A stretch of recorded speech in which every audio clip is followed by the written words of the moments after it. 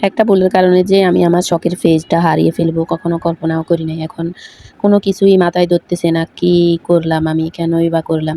এত কষ্ট করে এত পরিশ্রম করছিলাম আজকে প্রায় ১ বছর যাবৎ। কত কষ্ট করেছি।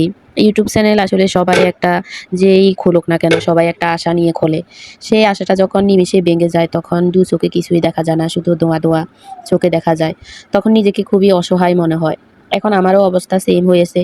এত কষ্ট করলাম, এত কিছু করলাম, কত কষ্ট করে ভিডিও একটা বাচ্চাকে নিয়ে ভিডিও করাটা যে কতটা তারপরে সংসারে কাজকর্ম সবকিছু মিলিয়ে একটা মেয়ে যখন মানে প্রতিদিনের ভিডিও আপলোড দেয়, এটা এডিটিং করা, ভিডিও করা সবকিছু যে কত কষ্টের সেটা আসলে যারা আমরা বাচ্চা নিয়ে এবং ফ্যামিলি ভিডিও দিই তারাই জানে কত কষ্ট করে ভিডিওটা দিই।